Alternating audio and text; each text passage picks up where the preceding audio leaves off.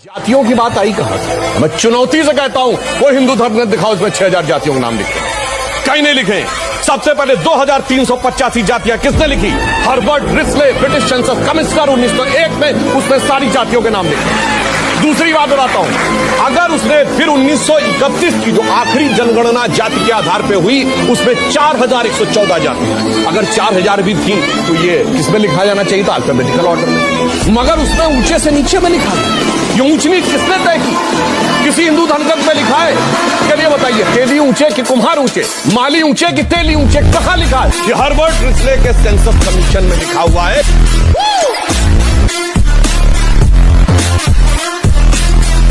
आज के जमाने में सर, अगर पक्ष और विपक्ष एक साथ मिलकर काम करें तो देश का विकास और आप बहुत आदर्श व्यक्ति हैं, आदर्श सोचते हैं। नहीं, देखिए, मेरा मानना है खूब विरोध करके काम करना चाहिए, विपक्ष को मुद्दों पे तर्कसंगत ढंग से, धारदार ढंग से। मगर जब देश का मुद्दा आए तो बिल्कुल जो उन्होंने कहा साथ होना चाहिए। याद करिए, जब नवाज शरीफ ने मनमोहन सिंह जी के बारे में आपत्तिजनक टिप्पणी की थी, तब मुख्यमंत्री के रूप में मोदी जी ने खड़े होकर कहा था, कौन होता है पाकिस्तान का प्रधानमंत्री हमारे 125 करोड़ देशवासियों के प्रधानमंत्री के बारे में बोलने वाला। जब 95 में जेनेवा में हमारे विरुद्ध कश्मीर में प्रस्ताव आ रहा था, तो अटल बिहारी वाजपेयी जी नेता प्रतिपक्ष होते हुए भारतीय प्रतिनिधिमंडल का नेतृत्व किए और पूरा श्रेय नरसिम्हा राव को दिया। जेनेवा में घर में आके हमने लड़ाई की।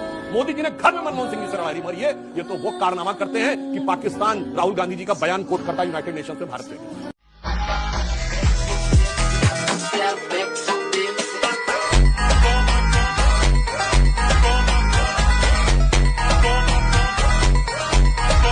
जब से मोदी जी आए हैं तब से महंगाई बढ़ गया है, युवाओं को रोजगार नहीं मिल रहा है। तो वहीं तेजस्वी यादव कहते हैं कि 17 महीना में हमने जो रोजगार दिया है वो 17 साल के एनडीए सरकार में रोजगार नहीं मिला था।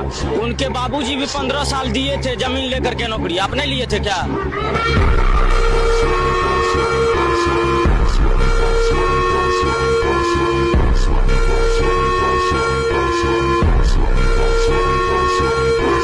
ये पूरा भारत जानता है। क्या कर्नाटक में प्रवीण नेतारू की हत्या हिंदू समाज की भीड़ ने की थी? क्या राजस्थान के अंदर वो कन्हैयालाल टेलर की हत्या गला रेत करके क्या हिंदू समाज ने की थी?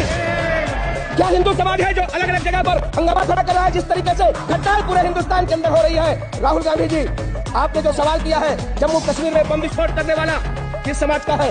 जम्मू कश्मीर में हमला करने वाले वो किस समाज से आते हैं? समाज के अंदर चिल्ला चिल्ला करके ये फिलिस्तीन की जिंदाबाद का नारा लगाने वाले ये किस समाज के हैं? संसद के अंदर आपने शुरुआत की है, संसद के अंदर चिल्ला चिल्ला करके आपने जिस प्रकार की बातें की है, यहाँ की परंपराओं को तोड़ने की कोशिश की गई है, मर्यादा को तार तार करने की कोशिश की गई है, किंतु हमारी यह उच्च परंपरा रही है, इसमें आप सफल नहीं हो पाएंगे। कैसे बोलते थे लोग इस देश में? स्टेटमेंट सुनो 2014 से पहले लोगों का स्टेटमेंट। मैं भारत के संविधान को नहीं मानता। मौलाना बुखारी ने जामा मस्जिद में कहा था, हाँ मैं पाकिस्तान का एजेंट हूँ, जिसको जो बिगाड़ना हो बिगाड़ ले। अब बोले कोई फॉरेन एजेंसीज में इतना बिलीव करते हो तो यूएस की एक ऑफिशियल रिपोर्ट आई थी जिसमें मोदी जी को वर्ल्ड का बेस्ट और मोस्ट पॉपुलर लीडर बोला गया था।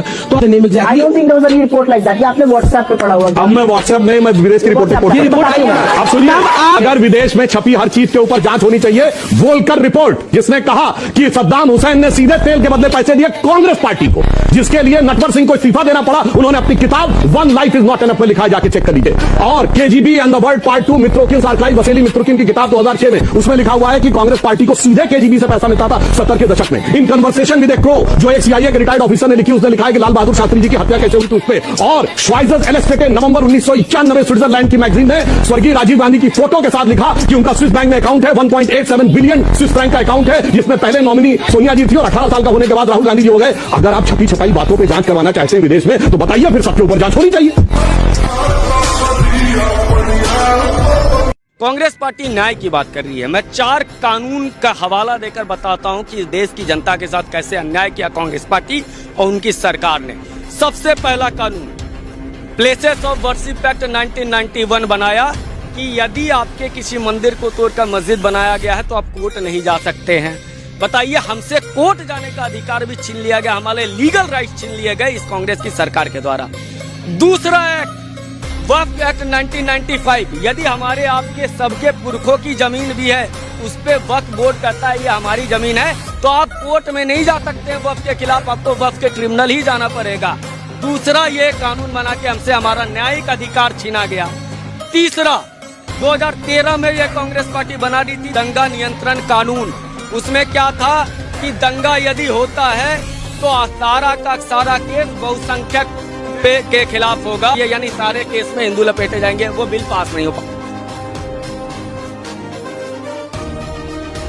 हमने इस देश को एम्स दिया, लेकिन कितने एम्स दिए आपने? कांग्रेस की सरकार में नेहरू जी ने 1 एम्स दिया।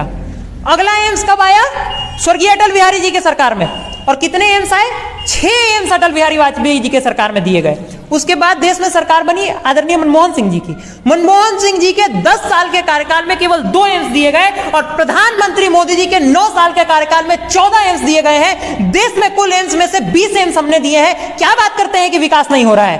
मुझे ऐसा लगता है कि हार्वर्ड एजुकेटेड और अंगूठा छाप व्यक्ति इस संविधान को एक दिखता है, जिस संविधान को ये बदलना चाहते हैं इनके लोग बदलने पर लेट। संविधान बदलने की तैयारी कर रहे हैं क्या?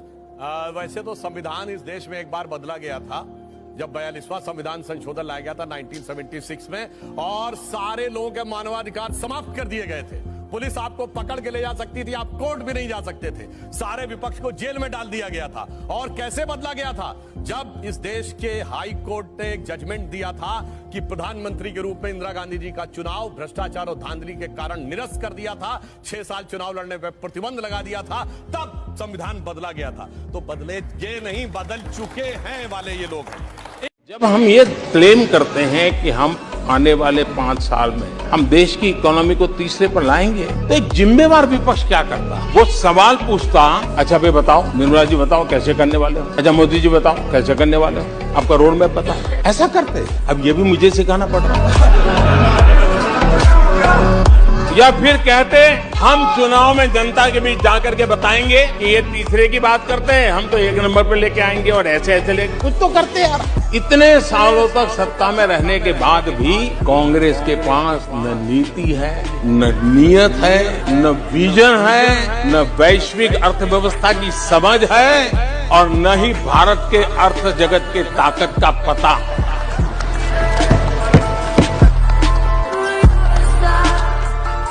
ऐसे बोलते थे लोग इस देश में। स्टेटमेंट सुनो 2014 से पहले लोगों का स्टेटमेंट। मैं भारत के संविधान को नहीं मानता। मौलाना बुखारी ने जामा मस्जिद में कहा था, हाँ मैं पाकिस्तान का एजेंट हूँ, जिसको जो बिगाड़ना हो बिगाड़ ले। अब बोले कोई